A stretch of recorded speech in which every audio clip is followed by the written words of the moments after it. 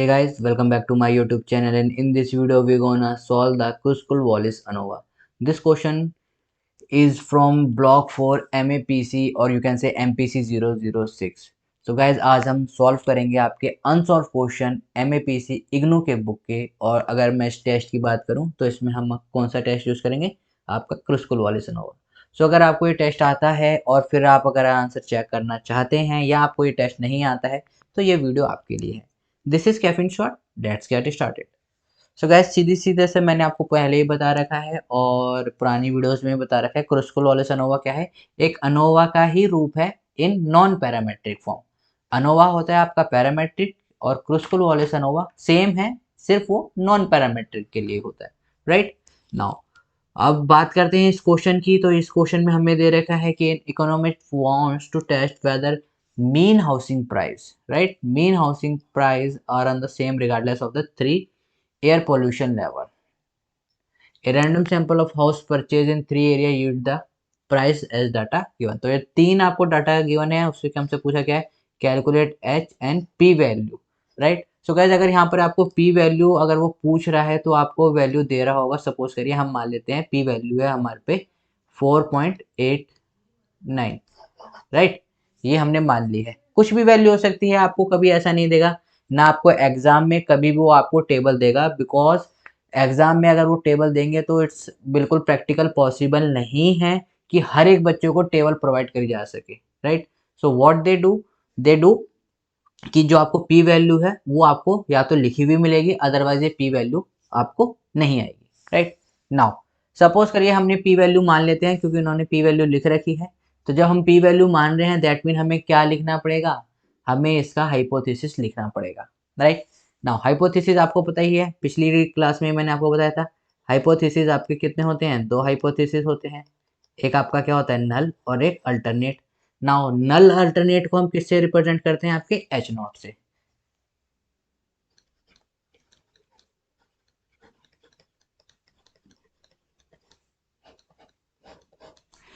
So guys null hypothesis इसमें क्या होगा, that there is no significance difference between the mean housing price of the sample.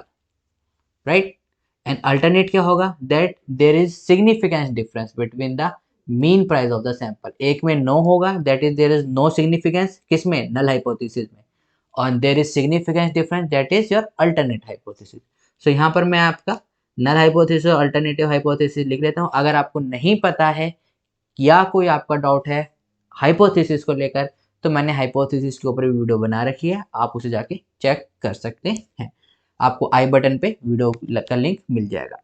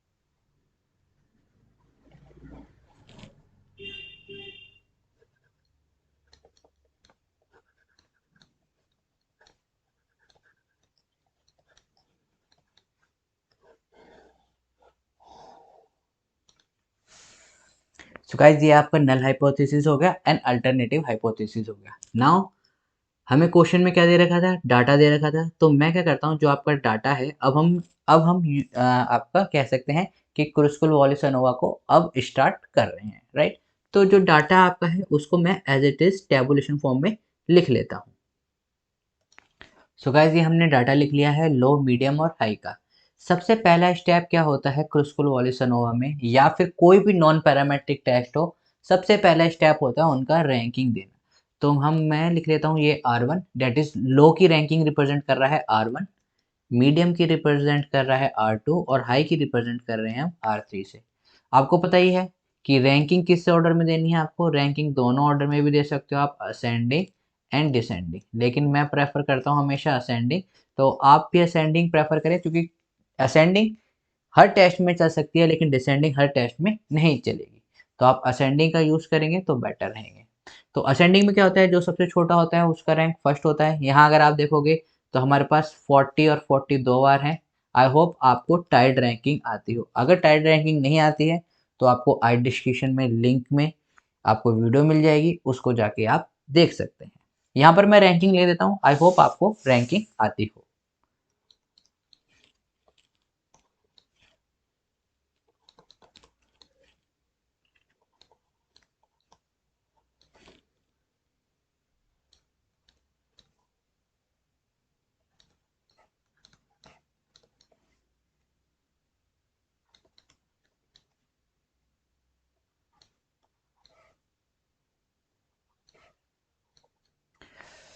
So guys ये हमने क्या कर दिया है, ये हमने रैंकिंग को अलॉट कर दिया है। फर्स्ट स्टेप हमारा क्या है, रैंकिंग, रैंकिंग असेंडिंग ऑर्डर में देना।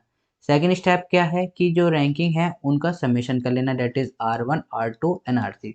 सो समेशन ऑफ R1 कितना आ रहा है हमारे पास, जब आप इसको सम करोगे तो आपके पास आ रहा है ये 49.5। Same goes for the summation of R2 which comes out around 46, summation of R3 which is equals to 24.5। तो ये हमारा था आपका step second. Now step third क्या होता है, डायरेक्ट आपको क्या करना है, अब क्या क्रुस्कुल वॉलिस एनोवा निकालना है। तो क्रुस्कुल वॉलिस एनोवा का फॉर्मूला क्या होता है, रिप्रेजेंट होता है H से, या इसे H टेस्ट भी कहते हैं, 12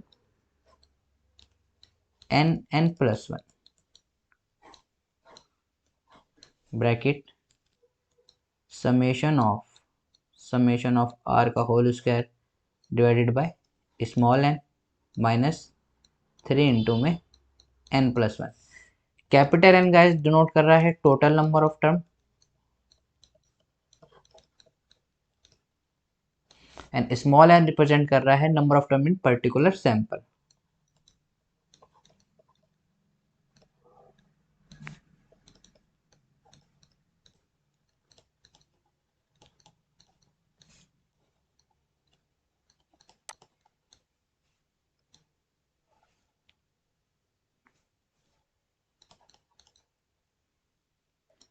नाउ एन की वैल्यू, अगर हम टोटल नंबर ऑफ टर्म की बात करें गाइस, अगर मैं जो हमारा लो है उसमें हम नंबर ऑफ टर्म को n1 से रिप्रेजेंट कर देते हैं, 5 टर्म है। n2 डेट इज मीडियम में भी 5 टर्म है, and n3 that is high में भी 5 टर्म है, राइट। तो n क्या हो जाएगा, n आपको हो जाएगा n1 plus n2 plus n3 that is n1 plus n2 plus n3 which is equal to 15, right. Now value put करते हैं, h is equal to 12, 15 up and 15 plus 1 16, right. Summation of r कितने parts में divided है, r हमारा 3 parts में divided है, date is R1, R2 and R3।